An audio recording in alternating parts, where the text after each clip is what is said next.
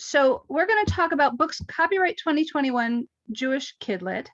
And first, well, let's just introduce ourselves. Susan, Chava, and I are the co-admins of the Sydney Taylor Schmooze Mock Award blog, which we began in, I think, February of last year, 2020. And so we've been having a lot of fun with that. Some of you are volunteer reviewers for us, which we appreciate so much. And so it gives us the chance to look at a vast number of Jewish books during the year, even though we are no longer on the Sydney Taylor Book Award Committee. We're all past members and chairs, but we get to sort of keep our thumb on the pulse this way. So we wanted to share with you some of our favorites. Now, with the caveat, we haven't read everything because we're not on the committee. We haven't read everything, but we've read a lot. And so from what we've read so far in 2021, these are recommendations of books we think are worth your attention. There may be some other great books that we haven't read yet, so don't consider this the be all and end all, but we'll give you what we've got. So first of all, we want to show you that Sydney Taylor Schmooze is our mock award blog. It's at sydneytaylorschmooze.com, schmooze without a C, just SH. And this is a blog that we hope that you will visit frequently, several times a week. We have reviews posted on there to help you get a sense of what Jewish Kidlit books are coming out. And so these are timely reviews. You don't have to wait till the end of the year to find out what's good the way you do with the actual award. This is just as things come out. So please check it out. And also on my own podcast, The Book of Life, you can hear a comprehensive discussion about the Sydney Taylor Schmooze on the episode from January 2021. So we're going to start with picture books. And we want to start with 4 books that we put together on one slide, because these are the books that got recognition from AJL for being holiday highlights. Now, this is not a book award. This is just a recommended reading list, but this is something that we established at AJL in order to be very timely, to have announcements during that publishing season when the books come out. We are doing these lists twice a year in spring and fall, and the goal is to help people shop for the cream of the crop when the books are new on the market, and also to draw the attention of the media to high quality Jewish children's holiday books. So the first list came out this spring with these 4 titles, 3 Passover books and 1 Shabbat book. So we have The Passover Guest by our very own Susan Kusel, yay, which was a standout retelling of an old Elijah story with the unique setting of Washington, D.C. during the Great Depression. We have Meet the Matzah by Alan Silberberg, that's over here, which is a goofy and fun story and with a little touch of education to it. We have Susie the Horse That Saved Shabbat by Tammy Lehman Wilsig, which is has a charming folktale feel to it, a clever horse, and a very cozy Israeli setting. And then last, we had the 4 questions. Oh, yes, I see a request that live transcription be enabled. Thank you for thinking of that. I have now enabled it. If you want to read it as we're going along, you can. And we will give you these notes. You don't have to scribble everything down, so don't worry about that. The 4 Questions by Lynn Sharon Schwartz is a new edition, only very, very slightly modified. The book originally came out in 1989. It has gorgeous anthropomorphized animals celebrating a Seder. Now, I want to point out that this book would not have been eligible for a Sydney Taylor Book Award because it's not significantly different from the original. But for holiday highlights, that's not what's important. What matters is that the book is on the market at this time. And so that's why we were able to say, here's a great book, go buy it, it's on sale now. So please watch for the fall list. It's going to be coming out in early October. So now we're going to go in order of publication date within the age group categories. As you saw, we're talking about picture books at the moment. I just want to mention also that Holiday Highlights isn't necessarily only for picture books, but that's mostly what you get for holiday books. And that was, the pool we were choosing from at the time. Okay, so Susan's going to talk about Osnat and her dove. And make sure you unmute, Susan. Oh, you'd think that I would have figured out how to work Zoom at this point.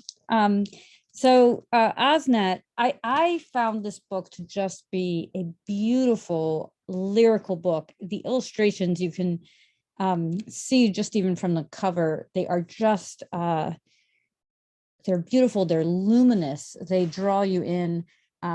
This is a book from Levine Querido, which is a relatively new imprint by Arthur Levine. We're going to talk about another book later from this publishing company.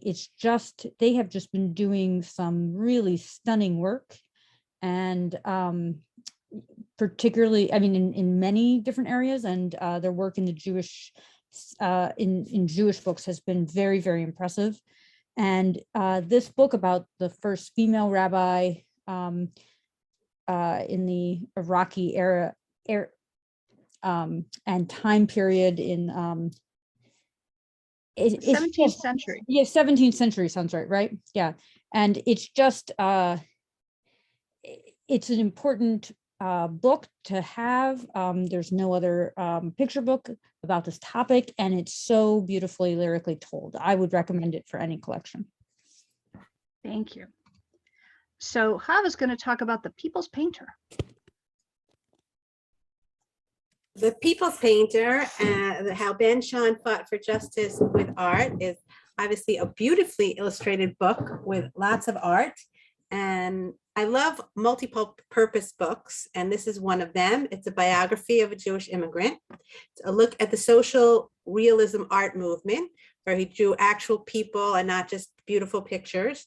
And there's also history, there's art, there's social activism. If you want to combine it with a more, for a community read, you could use the book Ben Shahn's New Deal Murals, which he's famous for, Jewish Identity in the American Scene by Diane L. Linden. I'll post that also in the chat.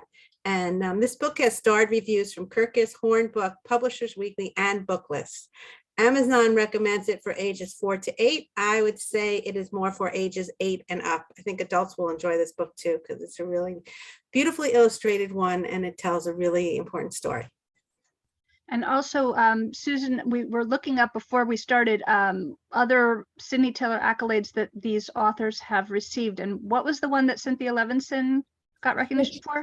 Yeah, so I'm gonna get it wrong, but it's the Watch Out for Flying Kids. Cynthia Levinson got a notable for Watch Out for Flying Kids, which is one of I love this book, and it's about a circus for kids in St. Louis, and a circus that was formed by kids in Israel, and she did some really wonderful research on both of those circuses, Right. and that got an STBA notable.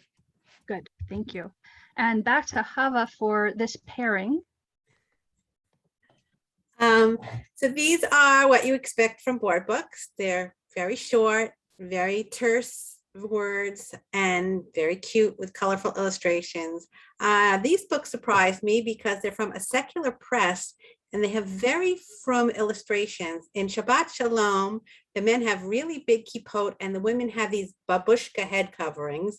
And in We Go to Shul, they're separate seating. The women are upstairs. So they're very cute. Everyone can use them. That just the illustrations struck me as very interesting. Thank you. So that's a good resource. We never have enough board books. So I'm going to talk about The Christmas Mitzvah by Jeff Gottesfeld. And I know that Jeff also got a notable for Tree in the Courtyard from Sidney Taylor in the past. So this is a sweet book. It's based on a true story about a Jewish guy who for years volunteered to take over the jobs of Christian people who had to work on Christmas Eve. And what I love about this is it's not a mashup, and it's not about Christmas envy. It's about a Jewish person who finds a really appropriate way to participate in the spirit of the holiday by supporting the people who actually do celebrate that holiday. So I'm actually planning to podcast about this book in a joint interview that will also cover Red and Green and Blue and White, which we're going to talk about in a little while. That is going to be in December of this year, so watch for that podcast. So this is a book that's not a Jewish holiday book, but it is about Jewish people during the holidays. It's a really nice bridge building type of story. Here is a pair of books by Nancy Chernin, who does lots and lots of interesting biographies. You may remember I interviewed her on the Book of Life in October 2019 about her bios of Irving Berlin, which got a Sidney Taylor notable, and also a joint bio she did of Anne Frank and Martin Luther King.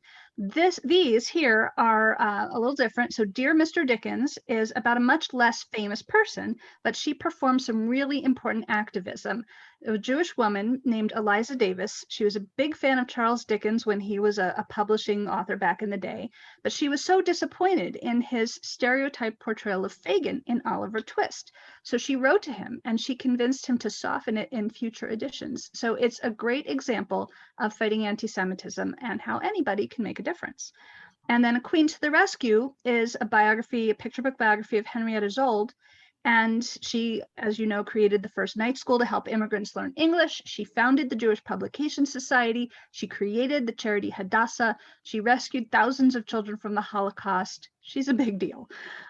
This book uses the theme of trying to be like Queen Esther, which works very well as long as you're familiar with the Purim story, and there is an end note about Purim. In my opinion, this book is going to work better with readers who already know the Purim story, and for them, it's going to work great. And there's just not that much out there for kids about Henrietta Szold, so this is a good thing to know about. And then here's the book I mentioned that I'm going to be podcasting about in December, Red and Green and Blue and White. Susan, I think you were you going to cover this one? Sure, we do get together. I think we both liked it. Yeah, so this is another book by Levine Querido, the publisher I mentioned earlier that I have been really impressed with their percentage of Jewish books on their relatively small list. And yeah, so this is a retelling of a story you may be familiar with from many years ago, the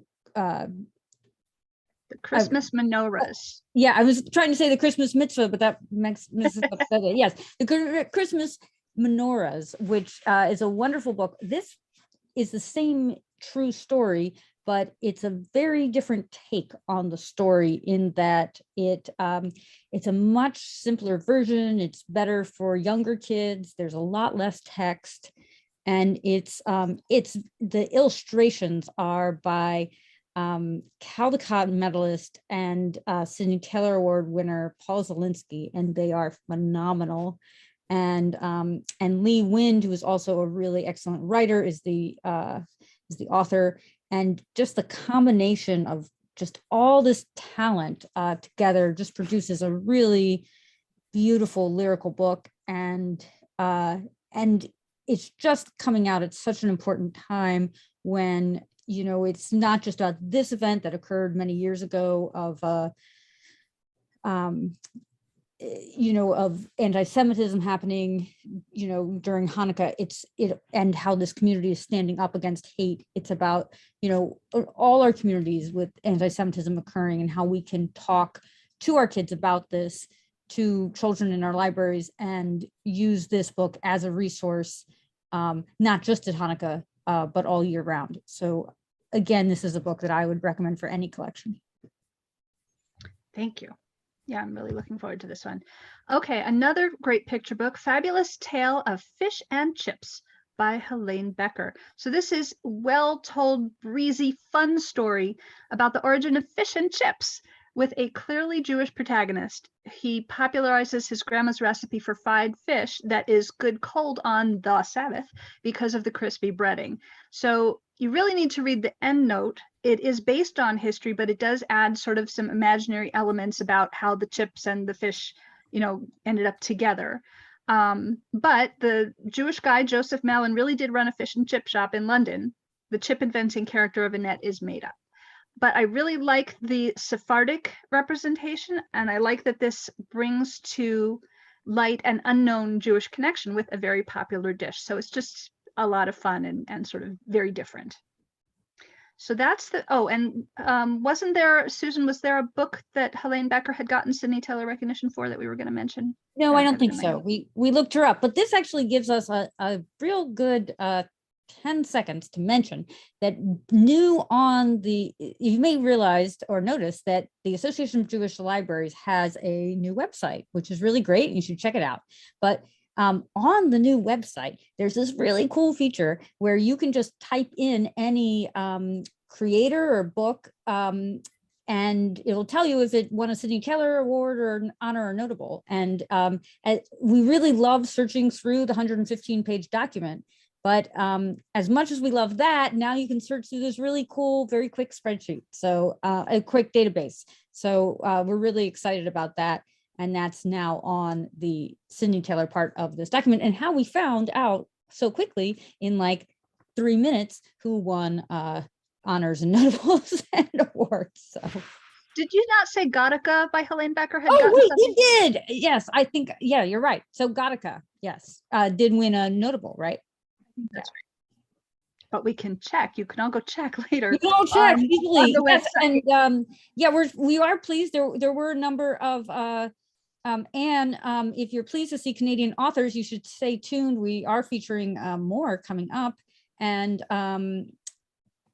as you know, Canadian authors are eligible for Sydney Taylor Awards. So Yes. Susan, can you put the link in the chat to that page where the database is on I the website? will, although I think I'm going next, right? Yes, well, when you get a chance. Okay, so just Okay, a minute and I'll put that link in. Thank you. So we're going to talk about some middle grade books. Susan? Okay, all right. So speaking of things that have won awards, so Deborah Hopkinson wrote this book. So last year, We Had to Be Brave, Escaping the Nazis on the Kindertransport won a notable from the Sydney Taylor Awards. And this book, We Must Not Forget, Holocaust Stories of Survival and Resistance. I have to say, I have read hundreds of Holocaust books, and I was so impressed with this one. This one was really quite something. It's an absolutely excellent, comprehensive work of Holocaust nonfiction, but it's aimed squarely at a middle grade audience. And I find a lot of them are really too old, and this one is not. It's written for the age that most kids are studying Holocaust in Hebrew school. It's also very readable for teens and adults. And despite all that I know about the Holocaust, I learned a lot. The research is absolutely impressive. The back matter is really a masterclass in how to do back matter, and the storytelling made this a truly excellent book. It delves into a variety of compelling personal narratives, and it made them as understandable as possible.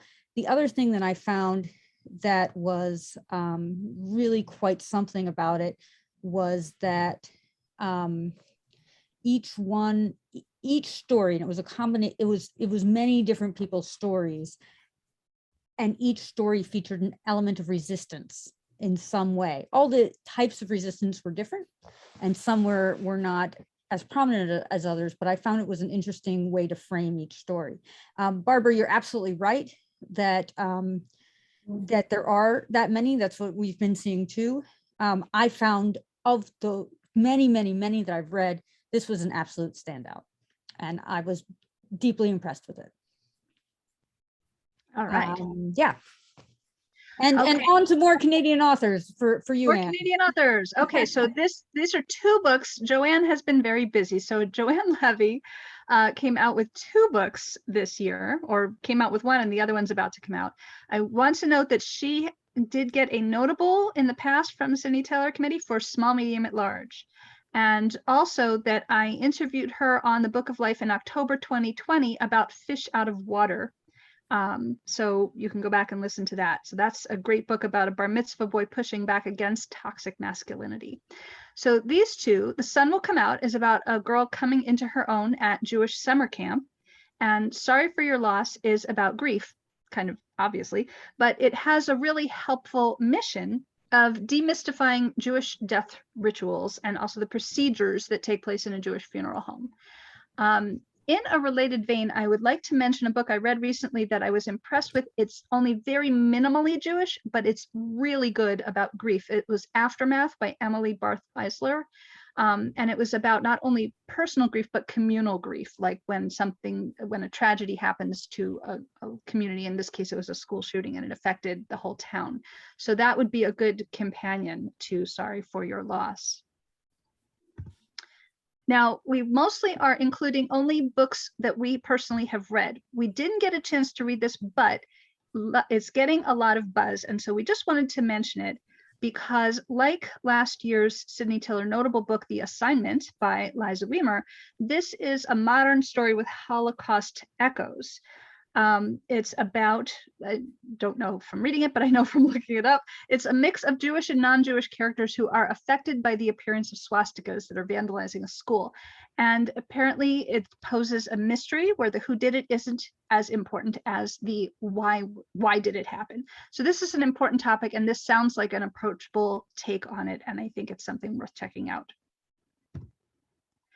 So I just recently read How to Find What You're Not Looking For by Vera Hiranandani.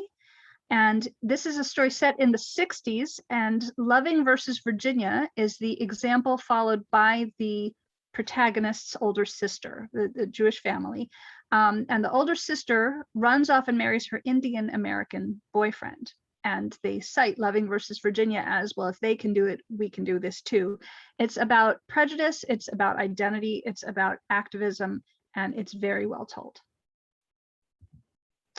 And that same week that I read How to Find What You're Not Looking For, it was, summer break and I had more time. I read a lot of books. Recipe for Disaster, I read right on top of the other one by Amy Lucido. And this, in the Jewish Kidlit Mavens group on Facebook, we sometimes have conversations about feeling Jewish enough.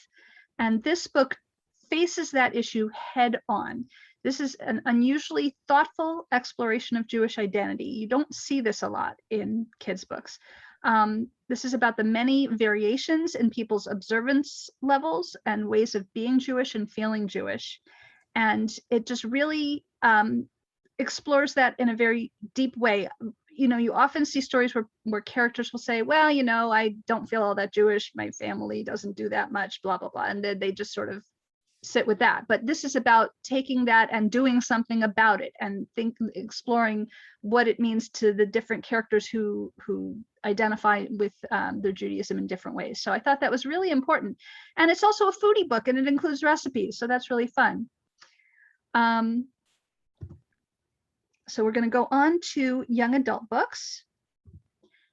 And like Linked, this is a book that none of us had time to read yet, but we're hearing a lot about it, and it also sounds important. It's getting good buzz. This came out in the UK, and it's about modern assimilated Jews dealing with anti-Semitism in person and online. So it just sounds really timely and important, and I'm looking forward to reading it. Okay, so if you listened to the Book of Life podcast for August 2021, the most recent episode, I love this book. Basically, it's not heavily Jewish, but the idea behind it is, because it's basically the encapsulation of the extremely healthy advice from Pirkei Avot. You are not obligated to complete the work, neither are you free to desist from it. So it's about geek culture, which I got a huge kick of. But that's the lens through which we are exploring the idea of activism and your responsibility for making the world a better place. And is it okay to ever take a break from that? So it's casual Jewish representation at its finest, I would say, because it applies that way of thinking to a completely secular situation and does it really well. I loved it. Susan, tell us about We Can't Keep Meeting Like This. All right. See, I can't help it. I know we have this PowerPoint, but I can't help just showing the book. That's sort of, as a librarian, it's kind of reflexive. Yeah, so We Can't Keep Meeting Like This is a fun rom-com. It's by Rachel Lynn Solomon, who has been getting a lot of recognition from the Sydney Taylor Book Award Committee, including the honor book, You'll Miss Me When I'm Gone. And then also she just got a notable book mention, which was Today, Tonight, and Tomorrow. This is a fun setup that I haven't seen a lot, which is that it's about Quinn's family, who runs a wedding planning business, and Tariq's family, who's running a catering business. And so these two kids have really grown up together because they go to a wedding basically together every weekend. And so they've been together their whole lives. And now they're falling for each other. And so it's a really neat kind of setup, but they can't get away from each other, right? Because there's always another wedding. And so it's a neat setup. And there's also just a lot of different things going on. As Heidi mentioned, there's the issue of feeling Jewish enough, even though you're surrounded by that. There's a lot of Jewish weddings and all of that. There's a LGBTQ theme going through. It's not the main characters, but Quinn's best friend, but also there's just a lot of nice casual representation in that the wedding happens to have two grooms or two brides, but nobody makes a thing out of it. It just is. And I like that a lot. Quinn has OCD, obsessive compulsive disorder, and there's a lot of discussion of that and how it affects her and how it goes beyond stereotypes. And then there's just a lot of fun romantic comedy and how all that plays in. And also Quinn, I really love this. Quinn is this like 18-year-old kid who plays the harp, and just a whole discussion of what that means and how she does it. And I learned a lot about the harp.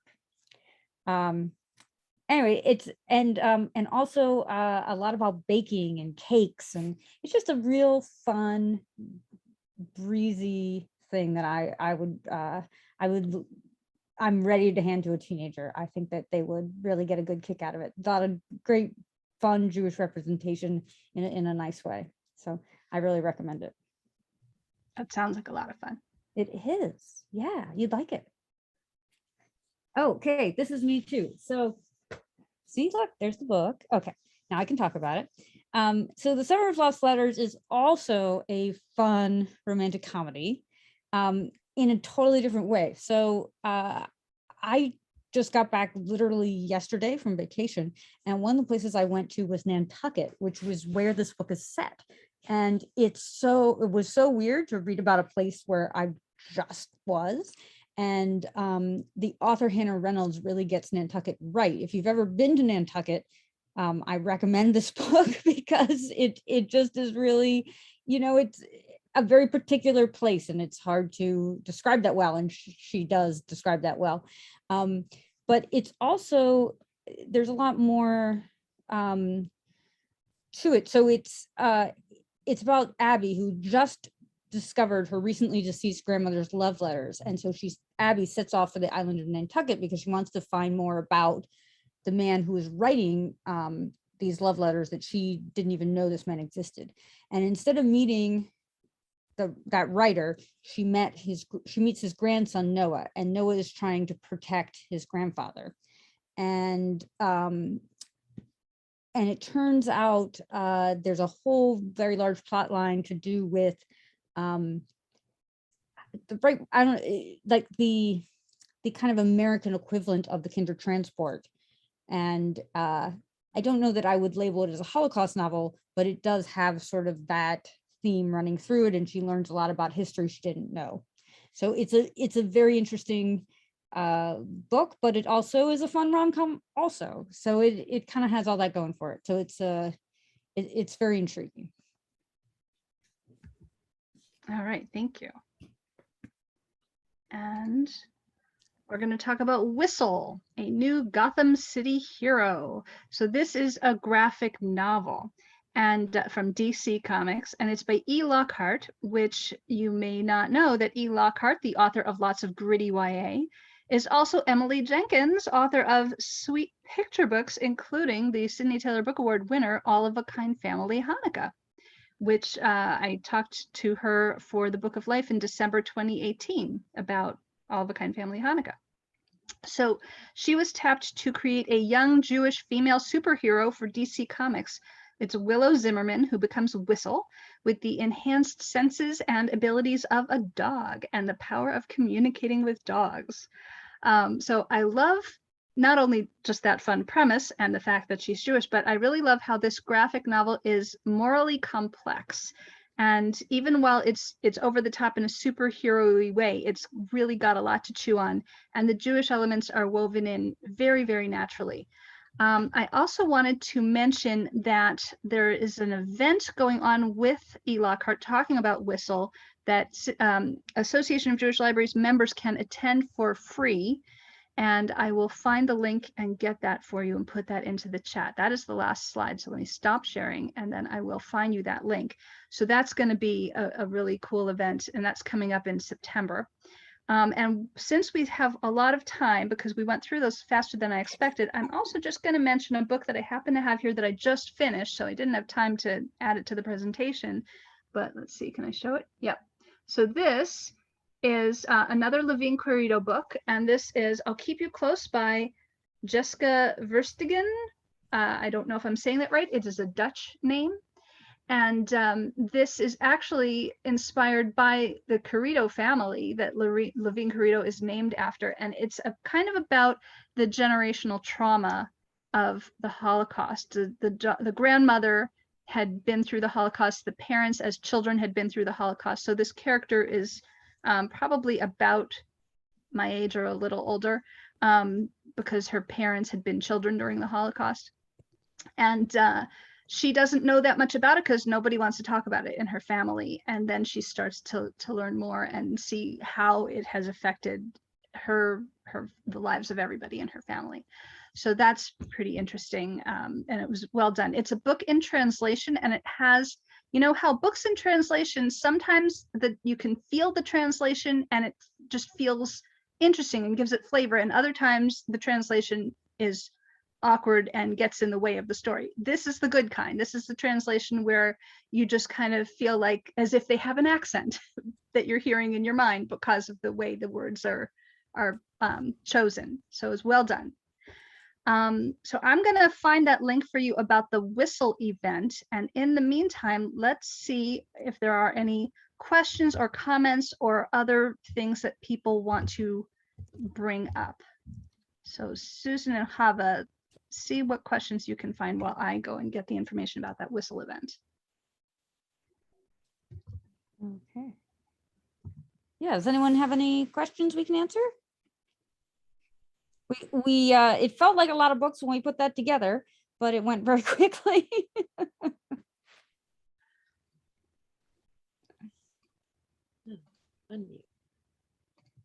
All right. Anne Dublin says, lately I've been reading The Paris Library by Janet Charles. I think it's wonderful and would be a good YA title. Has anyone read it or commented on it?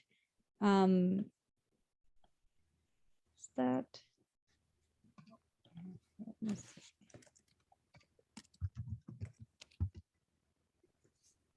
What book is that? The Paris Library. I am not familiar with that. Can you tell us some more about it? Sure, I'll be glad to. I've read about half of it. It takes place in two time periods. One is Paris, 1939, and the main character, whom I love, her name is Odile, and she works at the American Library in Paris. The other time and place is Montana. I think it's 1983, and the main character is a young girl, I think 11 years old, called Lily, who's having a lot of problems at home because her mom is gravely ill. So the book goes back and forth between these two characters and times and places. It's a Holocaust novel in one way because of Odile's involvement with the French resistance eventually, but it's also a very moving story about the relationship between generations and how secrets are revealed and how love and support are given back and forth. So as I said, I've just read about half of it, but I think it's a masterful historical novel. And it is based on true events in this American library in Paris during World War II. Okay, and it's published as an adult book, but you think it's also good for YA, is that right? Yeah, it is. It's published by Simon and Schuster, and it's 2021. Okay, good. Thank you for that recommendation. I'm putting in the chat, this is the link to the events calendar on the AJL website, and you will see the Whistle event listed there, and that's going to be on September 13th. So not too long from now. And if you just tell them you're an AJL member, you can get in for free. Other people have to pay $10. So yay, AJL. And I just saw, yes, Joanne, that's great that you're telling us that you can get, people can get a NetGalley ARC of Sorry for Your Loss. That's awesome. And I see a question for you, Susan. Are you thinking about or working on another book? Yes, I am working on another book. I'm in that really annoying phase of I know there's a lot of people here who are authors where like, it's like 5 years where you can't talk about it. And then you have to talk about it like every minute of every day until everyone wants you to shut up about it. I'm in the I can't talk about it phase, which is an awful place to be. But yeah, I'm really excited, and it's I'm working on 2 Jewish books, actually, one picture book and one middle grade. And I can't believe I got a question about like my actual work. Ah! Yes, that's really wow, that made my day. Thank you. That's sweet. So yes, we've talked about, a handful of books, but I guess we did talk pretty fast because we thought it would take us an hour to get through all of those. I'll mention another book that I was thinking about putting onto this list, which is The Singer and the Scientist by Lisa Rose, which is a picture book about the true story of how Marian Anderson was doing a concert in, I guess, Princeton, New Jersey, somewhere in New Jersey, near wherever Albert Einstein lived. And then the hotel wouldn't let her stay there, because she was African American. And so he had been in the audience and he invited her to stay with him, and they became friends, and they stayed friends forever and ever. And I thought that that was a very nice little story about activism and anti-racism. So, and very nice illustrations as well. So I like when these instances of history get brought out in a really interesting way. It's like, instead of a newspaper article or a report, it becomes an actual narrative. That's really lovely. Oh, I can answer Michelle Sandler's question here, which is how many Jewish children's books are published per year? So if we're I think the easiest way to answer that is to tell you how many books the Sidney Taylor Book Award Committee receives, because we can't really tell you how many books are published in other countries because we don't really know, we're not tracking that. So and Sidney Taylor, the Sidney Taylor rule is that we take any book published in English, right? So if it's published in Australia or published in England, published in Canada, we accept those books.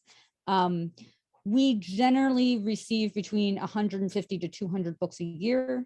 And right now, currently, the Sidney Taylor Book Award Committee is not accepting self-published books. And also, we might receive 150 or 200, but then we disqualify books as they get read. So that doesn't mean it's not a Jewish book. It just means that it's not meeting the Sidney Taylor criteria, in that we say that it has to have like sufficient Jewish content. So it might mention like one Shabbat dinner, and that's not enough for Sidney Taylor. That doesn't mean it's not a Jewish book. Or it might have like Goldstein as the last name, and the publisher considers that Jewish, but the committee doesn't. So yeah, let's call it 150 published in English a year. And I want to say that we've been looking at some of these books where just like somebody is named Goldstein for the schmooze. And sometimes we review those books and we say, this is a great book. It's only this much Jewish, but it's good in other ways or whatever. Like Aftermath, like I mentioned about Aftermath by Emily Barth Eisler. The Judaism is not significant in there, but in terms of a book award. But if you're just looking for a mirror or a window, maybe it is significant enough, right? I mean, if it brings you joy to see that characters are named Goldstein and you identify with that, it's enough for that purpose. So it depends on the lens that you're looking through, whether you want to call it Jewish enough. Jewish enough for what? I'll answer a question with a question, right? So that's very Jewish, isn't it? Yes. I had one like that, which had a character named Goldstein. It's Bookshop of Dust and Dreams. And that was the only, no, there was another character named Adam Weiss in the book. So they had two Jewish characters. Was it Who actually didn't do Goldstein? anything Hava? Jewish. Pardon me? Was it actually Goldstein? Yeah, it was actually. Oh, I just Goldstein made that in up. book. Yeah. It's actually Mr. Goldstein and Adam Weiss. So you had two Jewish characters who really didn't do anything Jewish. They just came to the bookshop and left. I was not going to talk about it because there really is no Jewish content, but at the same time, it's very cute at the beginning, and people who love books and love bookstores are going to love this magical bookshop. But then it turns and it gets into a battle between light and dark, which I found a little Kabbalistic, but not Jewish at all. Well, So since if we're you enjoy mentioning, reading about, pardon me? sorry, go ahead. So if you enjoy reading about bookshops and magic and Mr. Goldstein and Adam Weiss and no other Jewish content, then you'll like the book. So I just wanted to mention that reminds me of another recent book that is a love letter to bookstores, but not very Jewish. The protagonist is Jewish, but it's not significant to the story. And that was We Are Enough by Gail Forman, which I felt like was almost an adult book, sort of like, I think it was published as YA, but it felt very adult to me. And it also felt like it would make a great movie. But it's mostly about the bookstore and about kind of engaging with life and not holding yourself back out of fear. And it was a wonderful book, but the Judaism was not significant to it. But I think all of you will like it because it's a book for book lovers. And so because of that, Sydney Taylor generally, it tends to be like 120 eligible books, generally speaking, in an average year. And then what happens is about half those books are picture books. So the hardest category to win a Sydney Taylor award in is picture books. And then like, it kind of goes like most of them are picture books. And then like a third of them are, my math is bad. I went into librarianing and not math. And then like a third of them are middle grade. And then like 7 of them are YA. Like that's basically the breakdown. Not very many, while there are becoming more and more YA, not many of the YAs pass the Jewish content test. They're just, the YAs have very little Jewish content. But Generally conversely, it's very easy in YA to have casual representation, and it's much harder in a picture book to do that. Because in a YA book, if it's named Goldstein, people will actually pick up on that's Jewish representation. Whereas in a picture book, the audience may not recognize that, and you don't even usually hear the last names of characters in picture books. So if you're looking for casual Jewish representation, it's going to be easier to find the older the readers are. Right, whereas not in a picture book where the book is just about Purim. Right. So Barbara and Mindy have these great questions that I'm excited to answer. Okay, Barbara's question, well, Hava is also a librarian, so we're including all 3 of us here. As librarians, is there a book you're longing for that has not been published yet? So I go on this rant every year with this long list of things I want that are not published yet. But I mean, I'll answer it very simply by saying so I can give you my whole long belabored list if I want this and that and the other. The basic thing that I want is that when I walk into a library or bookstore and I see all the categories and all the types of books that we see in secular books, I want to see that in Jewish books. I want to see the same types of books. But yet when I walk into my library, which has hundreds of Jewish books, I'm a synagogue library, so all my books are Jewish. All I see, with a couple of rare exceptions, I see historical fiction, I see Holocaust fiction, which we're going to count together. I see books about holidays. Of course, there are exceptions. I'm excited about those exceptions, but I don't see mysteries. I don't see comedies. I don't see fantasy. Yes, there are 2 or 3 or 5, but there aren't hundreds of fantasies, hundreds of mysteries. Early readers, I'm missing those things. That's what I'm waiting for. Yeah, exactly. Like the article that Marjorie Ingalls wrote for the New York Times about where are all of the, Jewish books about whodunits or whatever. I don't remember exactly what she said, but essentially it was what you just said. And yes, early readers. There are like no early readers. We were excited to be able to mention some board books today. There aren't a lot of good board books. there are only a handful of board books, and of those, many of them are utilitarian. And there aren't a lot of, I would say there are fewer preschool level picture books. That's what I really want, is more good read alouds, because there's some lovely picture books, but the majority of them I'm not going to read to a wiggly class of 3-year-olds. And that's who I deal with most of my day. So I would really like some more very highly engaging, short, punchy, great read aloud Jewish picture books. That's my wish. So Hava? for me, I have the same list as Susan that I've had for years, and it doesn't seem to be getting shorter. But one of my main things is there are just enough books about Noah's Ark. You have like 24 books of the Bible to choose from. There's so many stories. There's so many interesting characters. There's so many good lessons to teach Jewish children. Like, it's just a wealth of things that you could write about for kids. Yeah, I have a list of characters from the Torah because my Hebrew school teachers will ask for them, and I'm like, well, if we're not doing Noah, then I'm like, and every week the Hebrew school teachers will ask, well, do you have this or do you have that? I'm like, but can we talk again about Noah? You could just That's do what I Noah all have. school year long, and you'd have enough. Because people Yes, like Midrash, animals, so yes, everybody wants to Barbara. make a Noah book because animals are fun.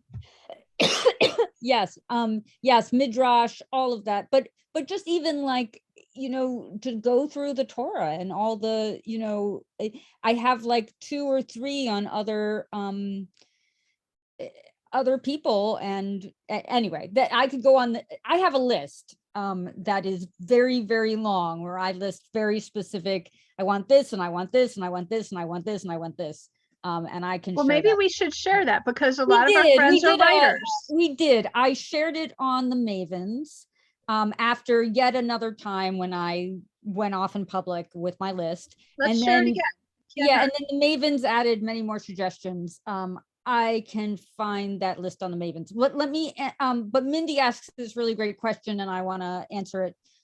So Mindy says, this is probably a question for a special session. It really is not. We're happy to answer it. Over the 10 years, say, what are some new themes that are surfacing in books for Jewish teens? Do we now see more writers of dual religious backgrounds or mixed race? We absolutely do. I'm really seeing that. I think it's fabulous. I love seeing, I'm seeing Jewish and Indian and Jewish and everything. Jewish and Scottish and Indian and Scottish and Jewish. And I'm seeing a lot more of that. What is surfacing with those books, pretty much a universal theme in those books, is I'm Jewish and fill in the blank, and I'm not Jewish enough. Therefore, I am not Jewish enough. And those sometimes make me sad. I wish that that people did feel Jewish enough.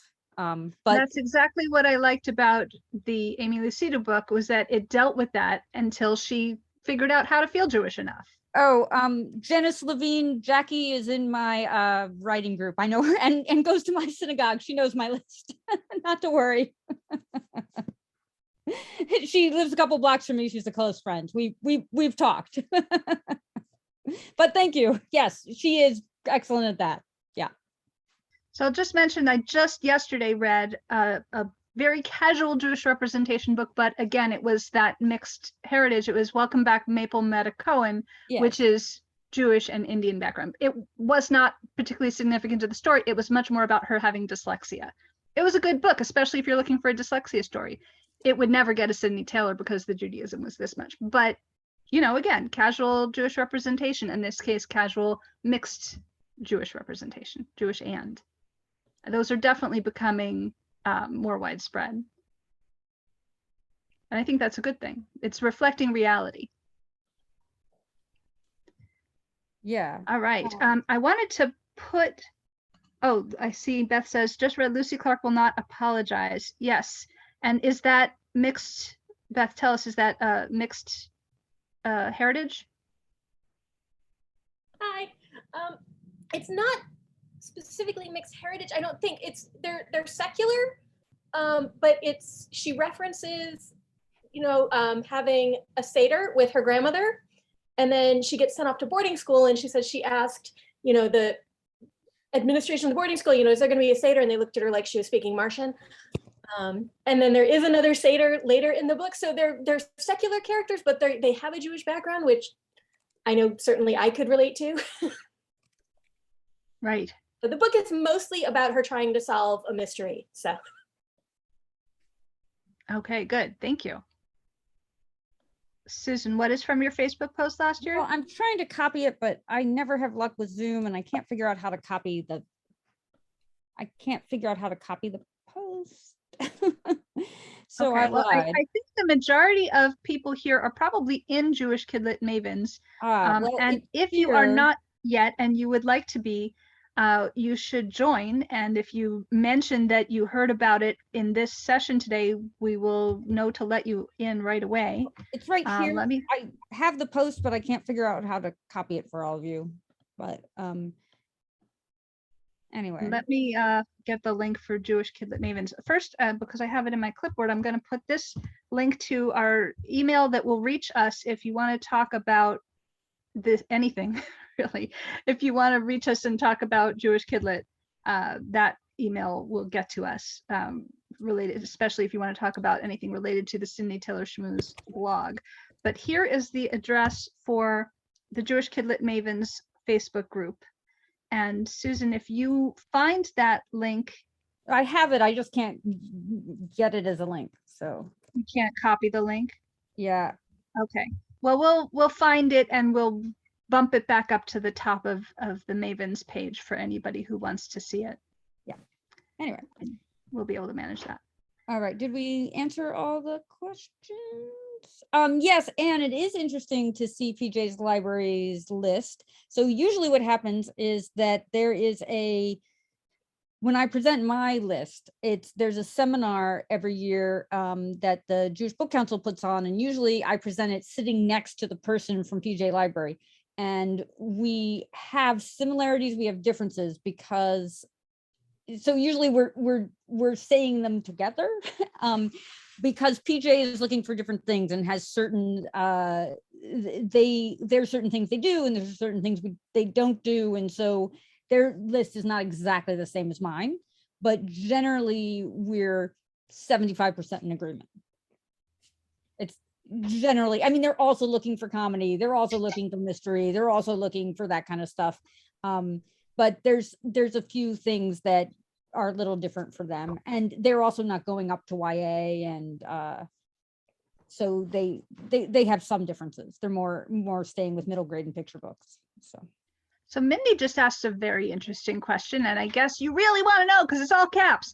What about Jewish male authors? Are you seeing some new writers emerging who are writing from a male perspective on Jewish questions? Yeah, There are definitely Jewish male authors we who just write had- about Jewish male characters, and So women just who this- write about Jewish male characters also. Yeah, so just this year, the winner of the Sidney Taylor Book Award committee was Sidney Taylor Book Award was Evan Wolkenstein, who wrote Turtle Boy.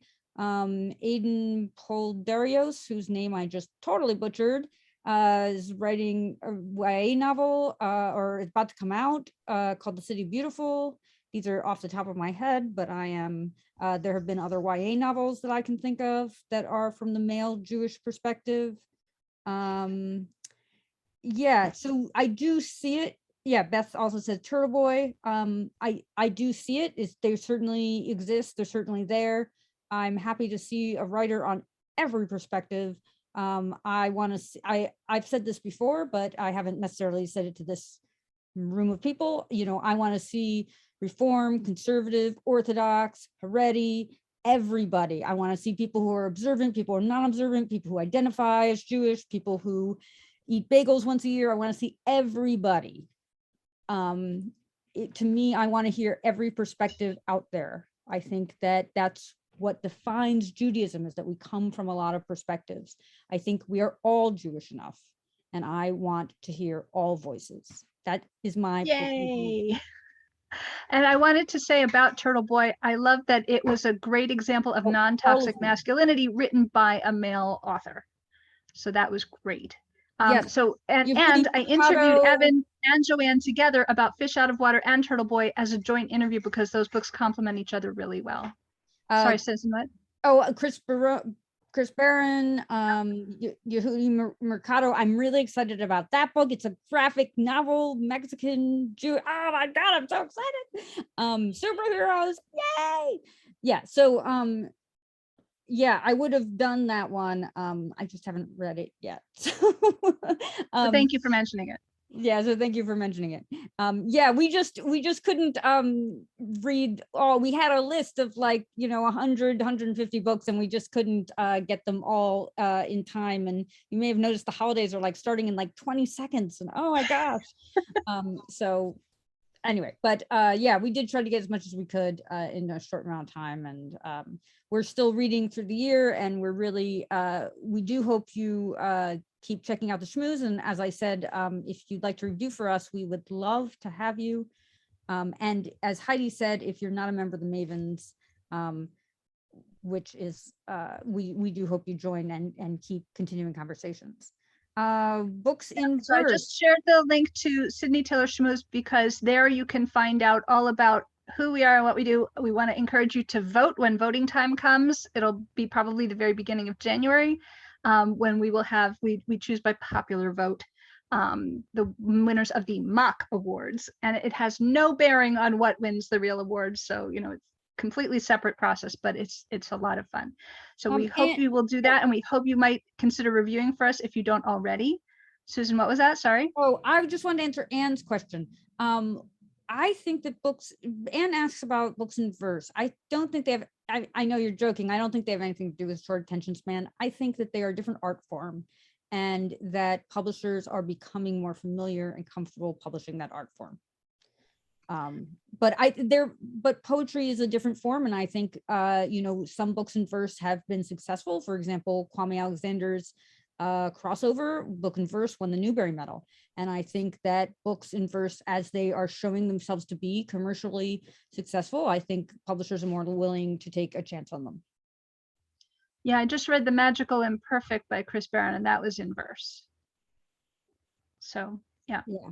Okay, good. I think that's it. So unless anybody has any more burning questions, I think we'll call it a wrap. But thank you all so much for coming.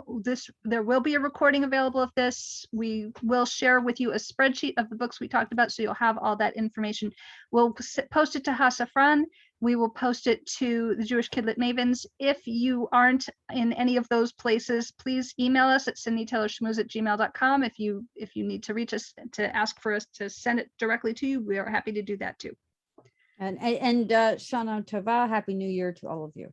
Yes, Shana Tova. Thanks, everybody.